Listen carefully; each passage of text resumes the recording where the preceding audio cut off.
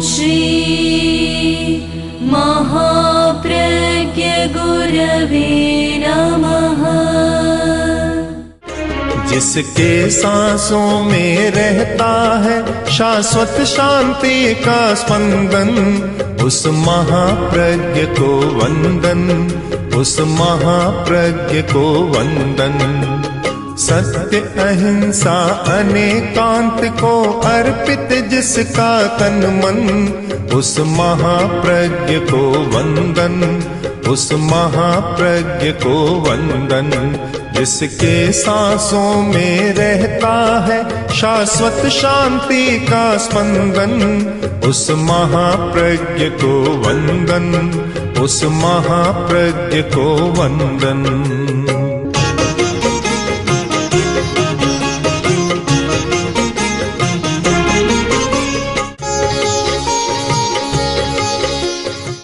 प्राचीन साहित्य में अनेक प्रकार की कलाएं बतलाई गई।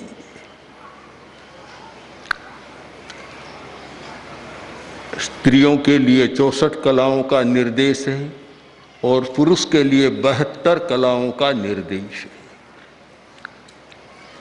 और कला एक चमत्कार है, बड़ी विचित्र होती है कलाएं।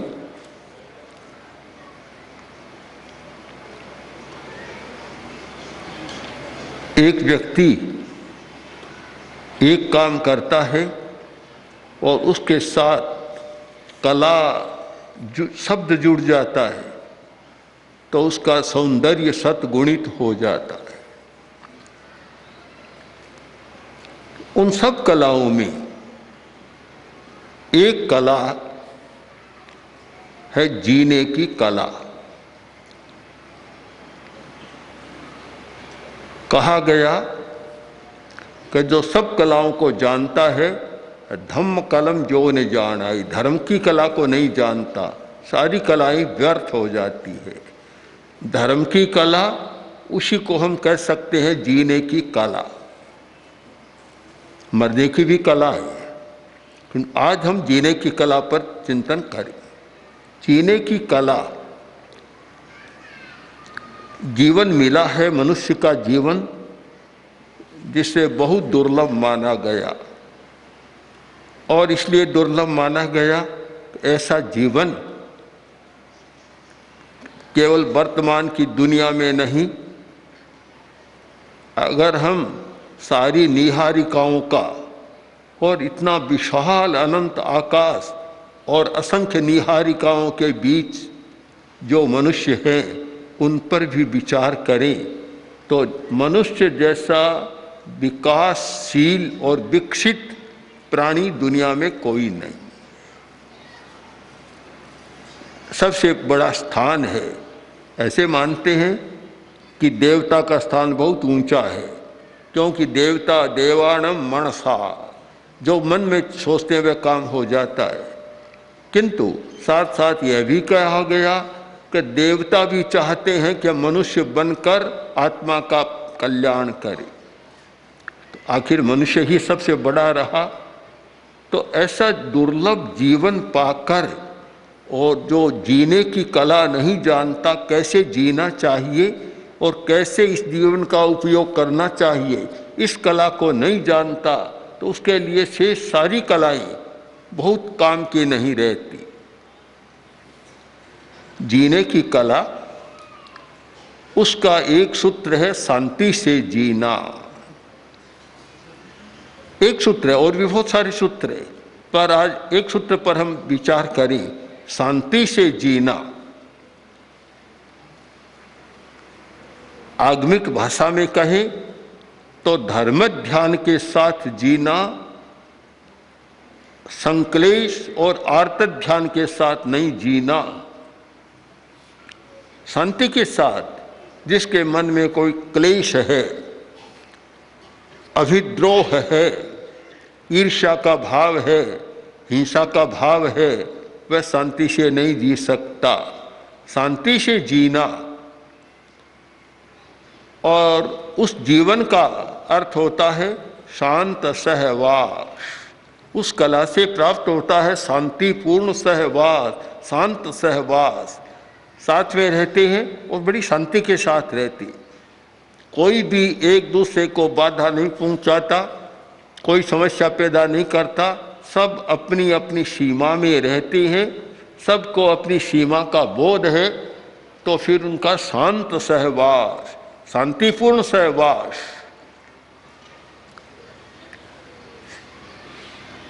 जहाँ लड़ाई झगड़ा होता है, कलह कदाग्रह होता है, वहाँ शांतिपूर्ण सहवास नहीं हो सकता। दूसरों तक उसकी बात पहुंच जाती है, अशांत जीवन होता है। यदि ये पूछा जाए कि इस दुनिया में सर्वोत्तम संपत्ति, सबसे उत्कृष्ट संपत्ति कौन है? क्या हीरा माणक ये सर्वोत्कृष्ट वैभव के प्रतीक है? यह नहीं माना जा सकता। जिनके पास अपार धन है और वे लोग भी बड़ा दुखी जीवन जीते, शांति नहीं है जीवन में। तो शांति कैसे हो सकती है? धन का संबंध सुविधा के साथ है, शांति के साथ नहीं है। सुविधा धन से मिल सकती है पर शांति नहीं मिल सकती। सहवास कब हो सकता है? हम पीछे लौटे, जो चर्चा पहले की गई है कि सहिष्णुता की शक्ति, विनम्रता की शक्ति, जब सहिष्णुता का विकास होता है तो विनम्रता का विकास होता है। सहिष्णुता के बिना विनम्रता का विकास नहीं हो सकता।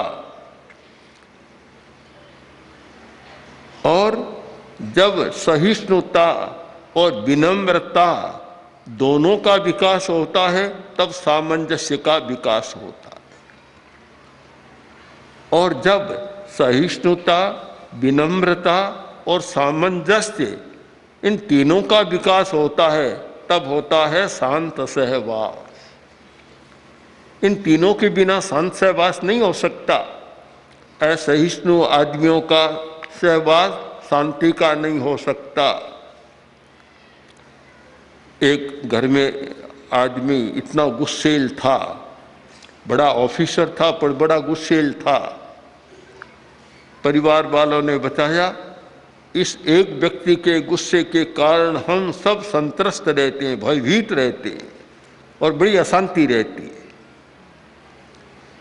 सहिष्णुता के बिना कभी संभव नहीं और विनम्रता के बिना भी संभव नहीं। जहाँ उद्दंडता, उच्छृंखलता है वहाँ अशांति बनी रहेगी। सामंजस्य के बिना भी संभव नहीं। इन तीनों का योग मिले, जिस समूह में, जिस परिवार में, जिस संगठन में ये तीनों बातें हैं कि सहन करने की शक्ति भी है, विनम्रता है और सामंजस्य की शक्ति है, तो शांतिपूर्ण सहवास हो सकता है।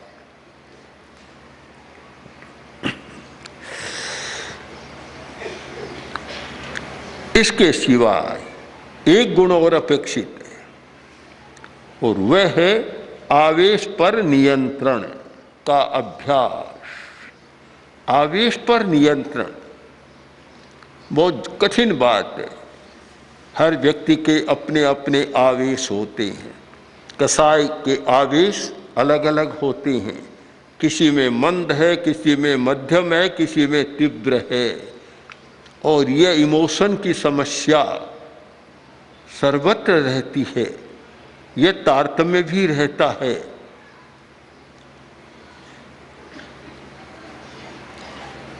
इन 2 दिनों में एक प्रसंग चला तो सामने आया कि एक व्यक्ति की बात परिवार का दूसरा सदस्य मानने को तैयार नहीं और वह कहता है तो उल्टा ही होता है। क्योंकि यह इमोशनल प्रॉब्लम सर्वत्र रहती है।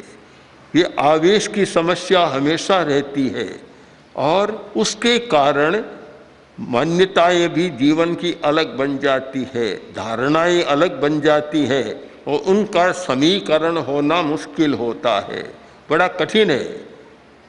वही प्रकृति की विचित्रता की बात बाधा डाल देती है, वही भावात्मक धारणाएं बाधा डाल देती है। बहुत मुश्किल काम है, सरल तो नहीं है। एक पुरानी बात है कि पति पत्नी दोनों में एक समस्या थी। पति बहुत भद्र था, अच्छा था। पत्नी की समस्या यह कि यह काम करो कभी नहीं करे और ये मत करो तो जरूर करे, ऐसी स्वभाव की जटिलता थी।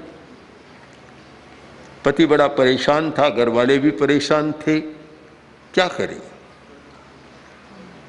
आखिर जब ऐसी स्थिति होती है तो उसके प्रति विरक्ति भी हो जाती है कि रहे तो ठीक, न रहे तो और अच्छा। ये बात भी मन में आ जाती है। पति ने सोचा बड़ी समस्या है, क्या करें।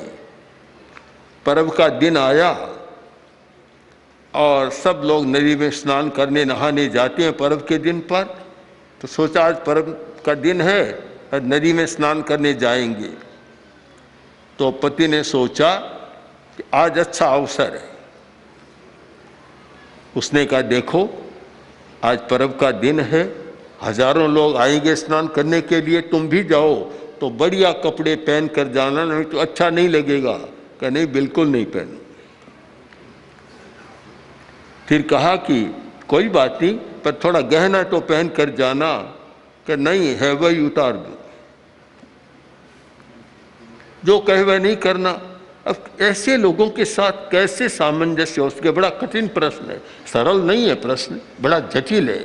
जो हर बात में नकारात्मक दृष्टि से देखता है, सोचता है।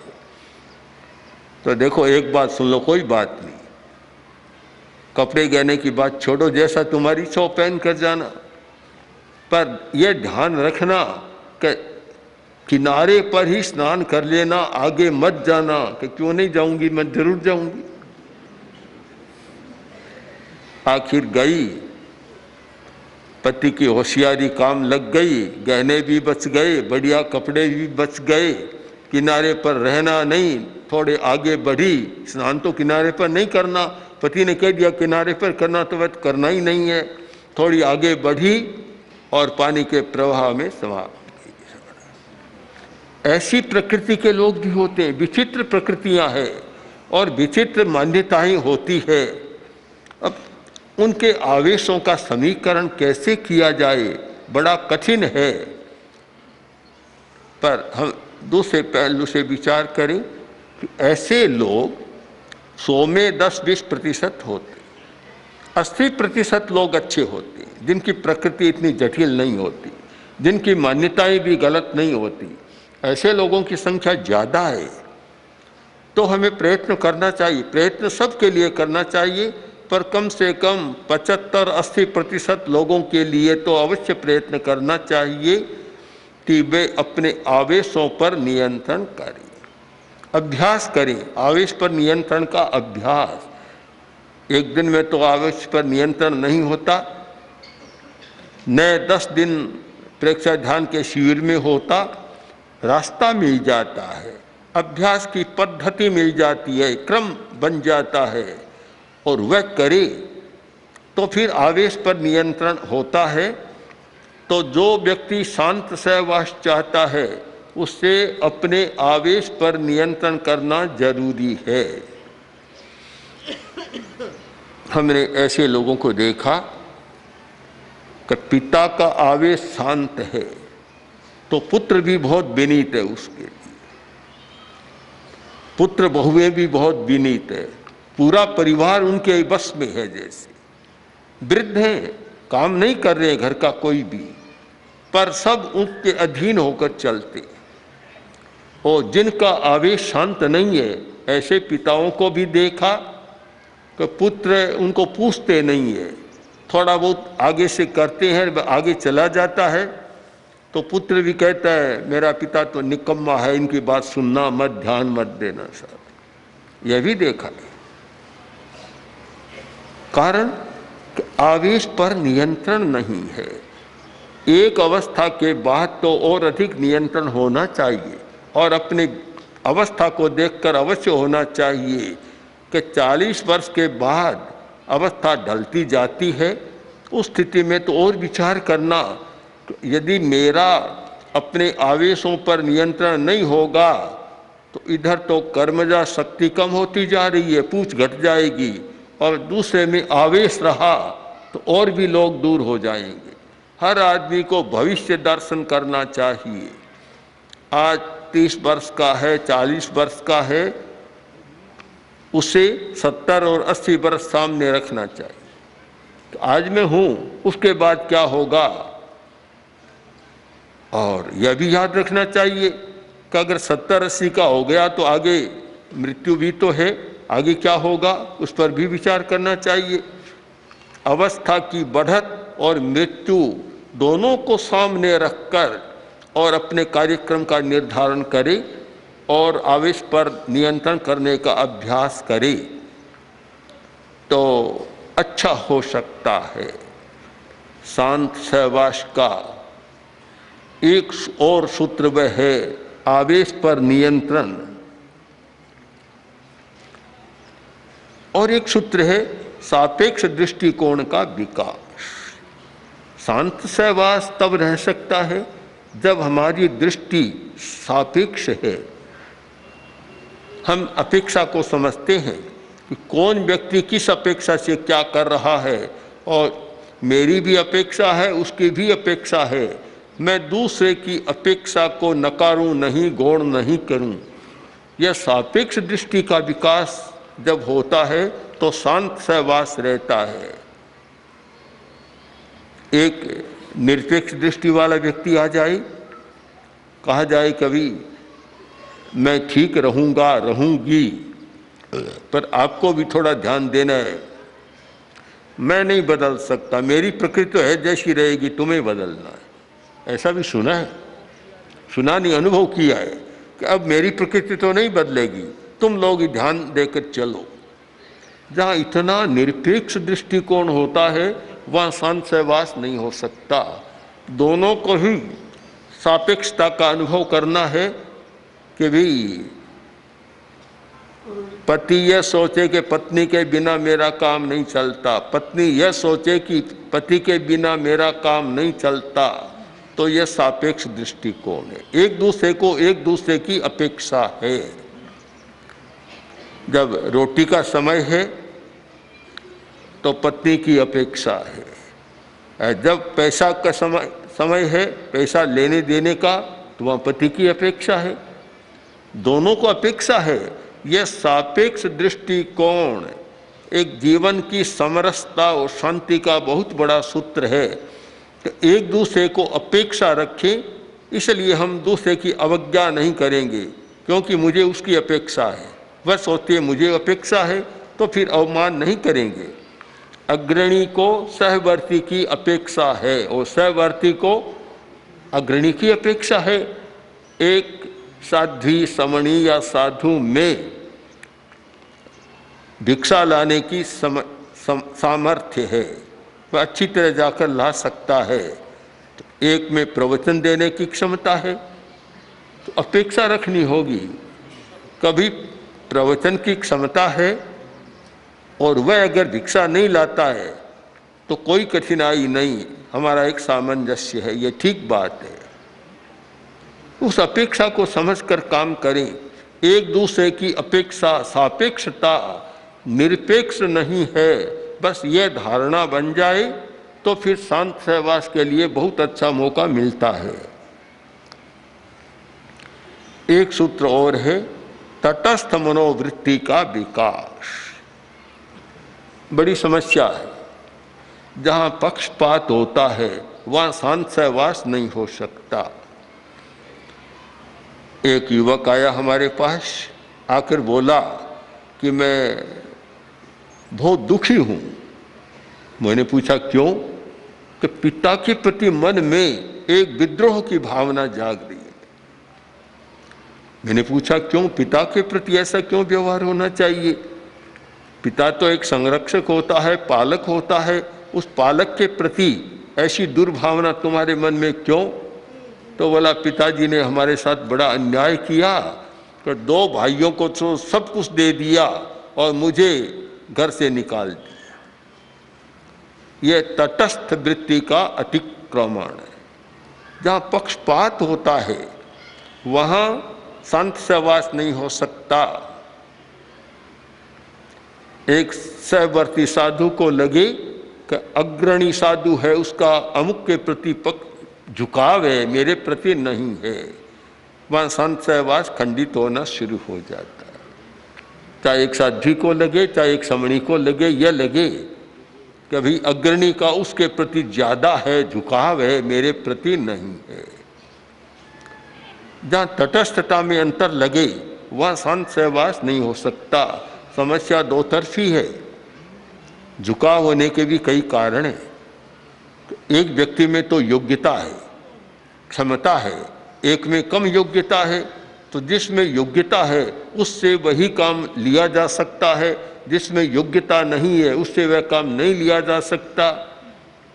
यह पक्षपात नहीं होना चाहिए, इसे पक्षपात नहीं मानना चाहिए। पक्षपात की परिभाषा हम करें कि जो मौलिक अधिकार हैं, मौलिक वृत्तियां हैं, मौलिक भाव हैं और जो जीवन की मौलिक अपेक्षाएं हैं, उनकी पूर्ति में अंतर रहता है तो पक्षपात की बात हो सकती है। पिता के 2 पुत्र हैं, एक का दिमाग तो बहुत अच्छा है और एक का दिमाग अविकसित है, तो वहाँ क्या किया जाए? दोनों का समान काम लिया जाए? ये तो कभी हो नहीं सकता, ऐसे काम भी नहीं चल सकता। वहाँ अगर यह लगे कि इससे तो इतना काम लिया जा रहा, हमसे नहीं लिया जा रहा है, यह चिंतन सही नहीं है। हमें परिभाषा निश्चित करनी होगी मौलिकता के आधार पर कि जीवन की मूलभूत अपेक्षाएं, अब आवश्यकताएं और मूलभूत अधिकार, उनका कहीं हनन नहीं होना चाहिए। उनका हनन होता है तो फिर वह पक्षपात की बात आ जाती है। यह प्रश्न तो नहीं होता कि पूज्य कालूगणी ने मुनि तुलसी को तो युवाचार्य बना दिया और हमें कुछ नहीं बनाया। कितना पक्षपात!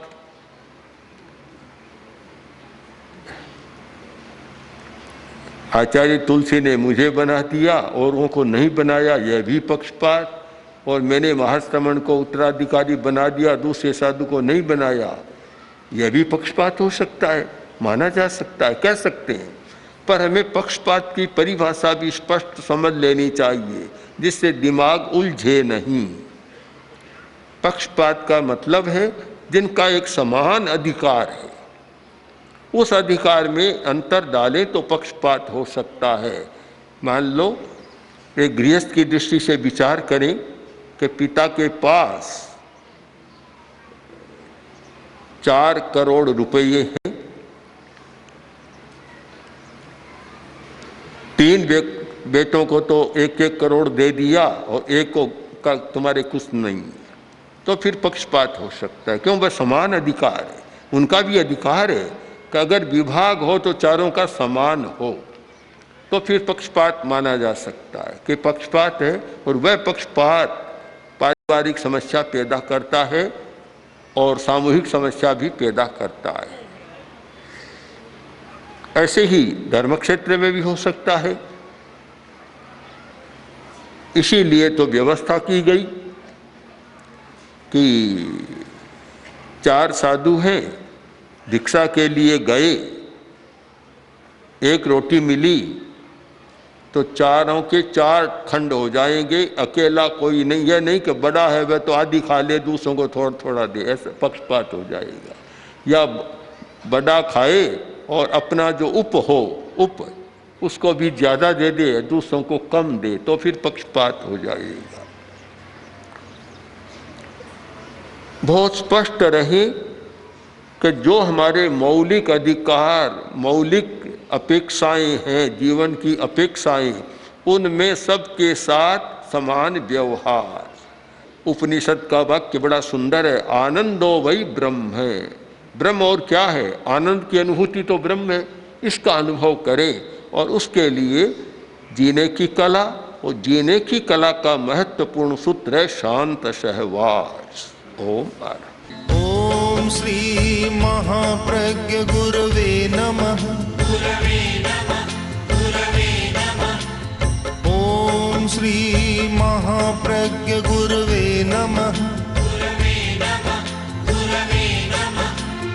ओम श्री महाप्रज्ञ गुरवे नमः। ओम श्री महाप्रज्ञ गुरवे नमः।